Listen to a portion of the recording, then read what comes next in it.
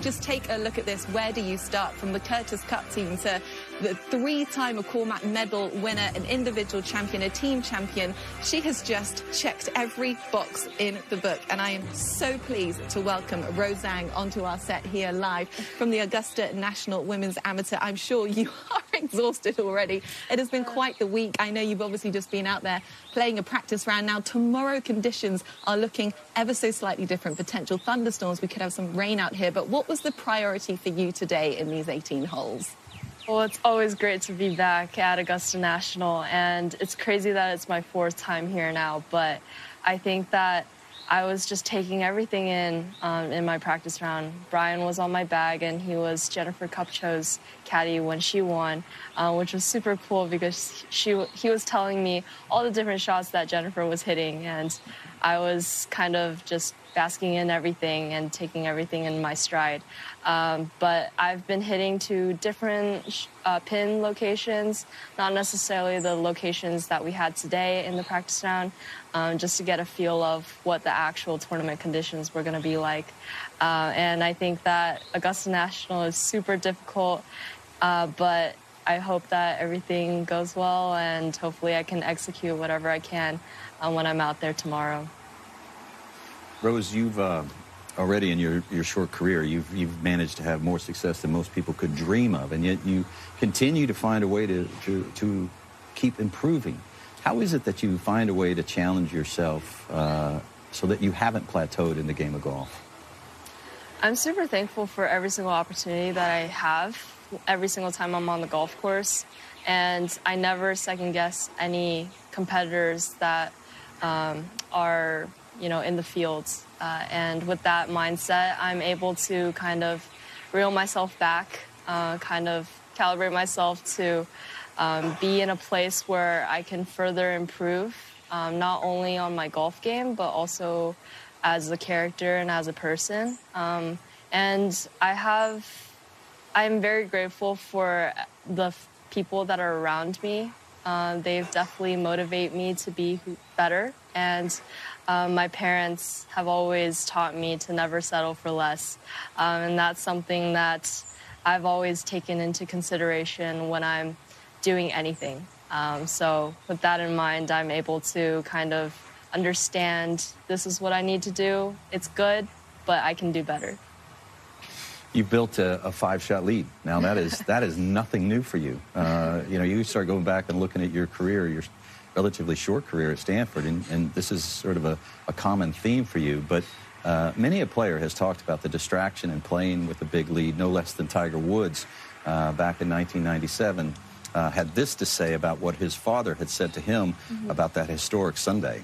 Take a look at this. Son, this will probably be one of the toughest rounds of golf you've ever had to play in your life. So just go out there and be yourself, and it will be one of the most rewarding rounds you've ever played in your life. And sure enough, it was. Wow. When he put it out at the 18th hole, I thought Jim Nantz had one of the great calls of all time, saying a win for the ages. And it certainly was a win for the ages. But I think, no less than Tiger, who would have had a lot of experience of building leads, talked about the difficulty of it. So what challenges do you expect as you work your way through tonight and you work your way through tomorrow about the distraction of playing with a big lead?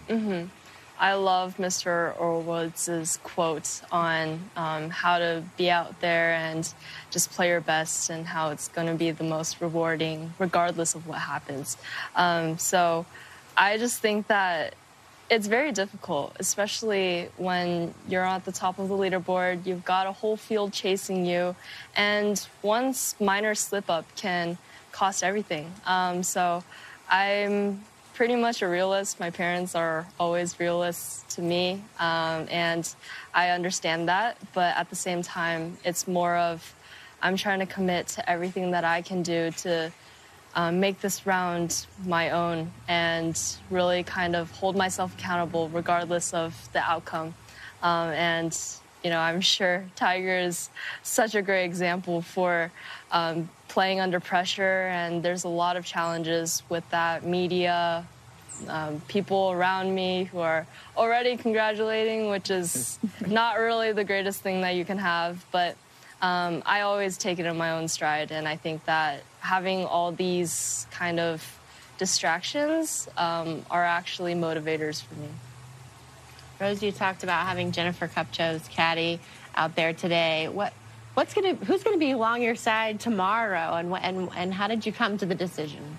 Yeah, my dad's gonna be on the bag. I think that tomorrow will be such a special day for both of us. We'll be grinding away at Augusta National, trying to get in 18 holes with the weather tomorrow. But I think that this is going to be a special day just for the both of us. And he's been doing pretty well for the most part on the bag. And, you know, we've got a really good connection. He knows me super well in and out.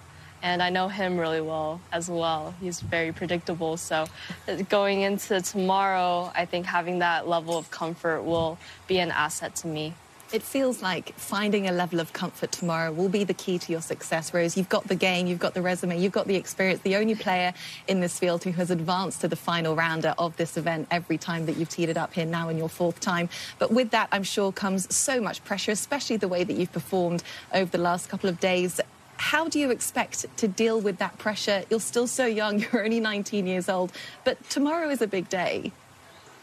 Yes, and this is one of the biggest stages that I will ever be on, especially in amateur golf, and even in my whole career. So I'm just gonna take everything that I can, just enjoy the experience, and even though there are nerves, and even though this is such a big deal, I'm still going to be trying to make myself the best person that I can be, and kind of represent myself in a way that I'm proud of.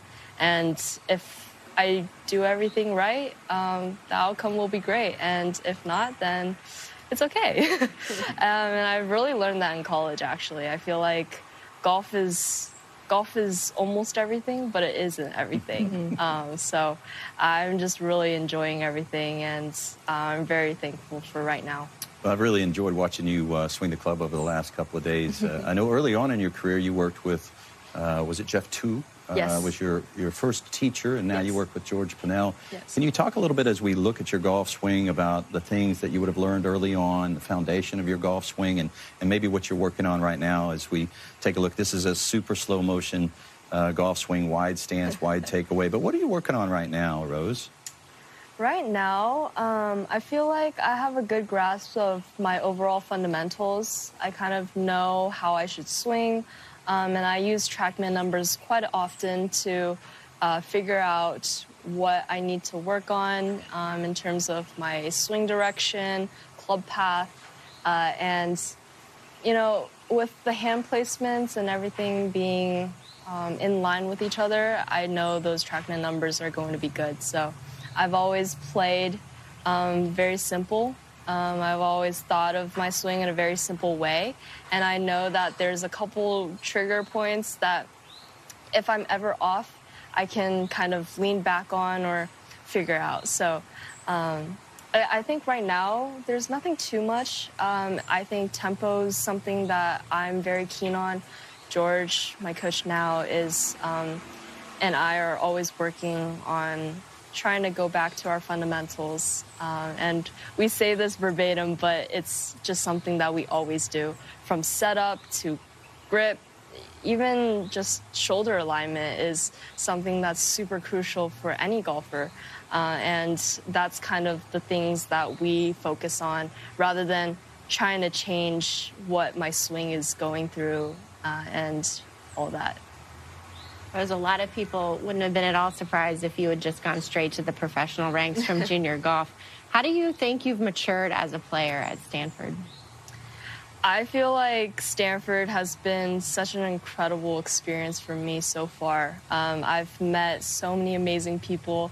Dr. Rice was out here with us, just watching me play, with Coach being out there as well, supporting. And I feel like if I never came to this school, I would definitely never get that opportunity to be playing in front of Dr. Rice. And there's so many donors that we see on a daily basis at Siebel when we practice, and it's just such a great networking experience. I have so many friends now who have startups, they have you know, made their own foundations, or they probably invented a little something. So I feel like I'm very much the outlier there in terms of my achievements. So I'm always in awe of everyone, and it pushes me to be better than, you know, I can be right now. I've read where you talk a lot about the respect that you have for so many of the women on the LPGA Tour, in particular Lydia Ko. Now, you have been able to play some LPGA events. Yes. You shot the lowest score ever by an amateur at Chevron en route to finishing 11th there. I'm just wondering if you've been able to pick the brain of some of the players that you look up to on the LPGA and maybe learn a little bit from their games, long games, short games, anything like that come to mind. Yes, I feel like I haven't been able to pick their brains too much because I do respect their time. I know that they're super busy on a daily basis. They have their own careers. They have their own lives. So I haven't been able to capitalize on actually meeting them and really picking their brains on it, because I feel like golf is kind of the farthest thing that they really want to think about, especially when they're meeting someone like me. I still feel like I'm on a different, lower level than them in terms of me being an amateur and them being such accomplished professional golfers.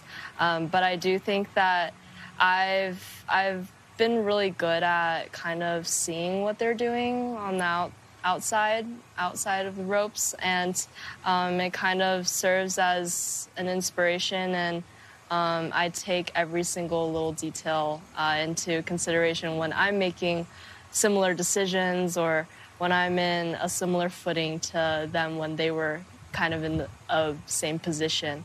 And I think that I've been able to talk to Michelle Wee a little bit. I've been able to talk to Allison Lee in terms of finding an agency and kind of figuring out the whole NIL environment. And since it's such a new thing coming up, but I think just having players around you and allowing yourself to have those kind of mentors, I really learn a lot from them. I don't even have to ask them, and I already learn a lot. Meeting someone like you, Rose, I mean, you've been the #1 amateur for over 130 weeks. You've got one of the greatest amateur careers we've ever seen in the game. I'm sure they take great pride in talking to you and giving you some advice. But, you know, you have such a calm and control and sweet demeanor about you. But on the course, I mean, you are a stone-cold killer. And I know you sort of, I know you want to spread your wings across the golfing world in perhaps sort of golf business and really get stuck into life in this world outside of just playing inside the ropes. But what is the future for Rose Zhang? Is it becoming the #1 player in the world? Is it dominating the professional game like you have the amateur game? Yes, I would love to pursue professional golf. That's definitely a priority for me early on in my professional career later on. But I think that, you know, after professional golf, I do want to venture out, do a little something more, impact the community, and just try to be the best role model I can be.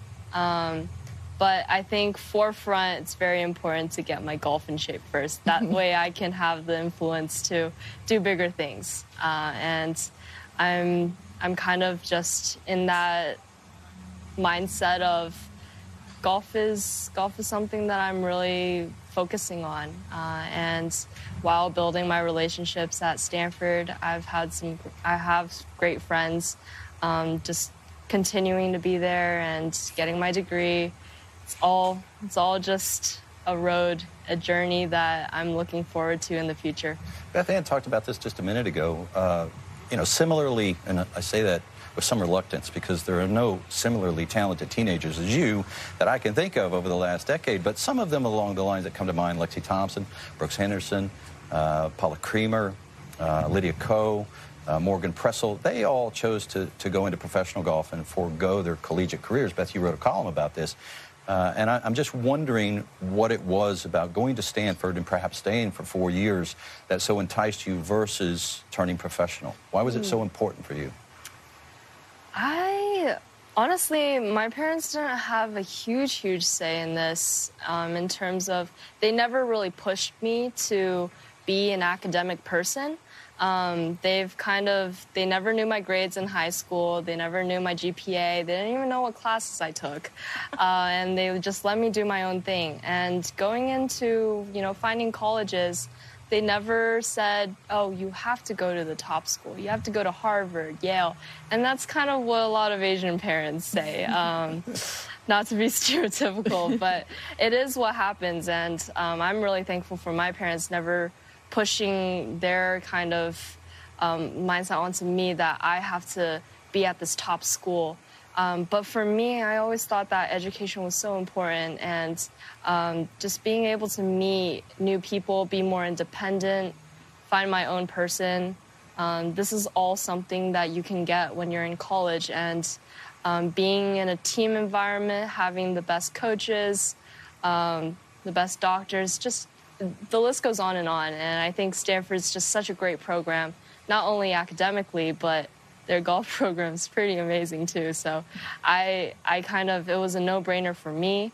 I wanted to stay in California, and ultimately that's what brought me to there. But a lot of people told me that they wanted me to turn professional. They're like, a college is going to ruin you. They essentially said that if you go to college, forego your professional career because you can't really do both. And I negated that. I hated that. I did not like that mindset. I hated that statement. And I wanted to push myself to the limit, go to college, but also pursue my golf career. So.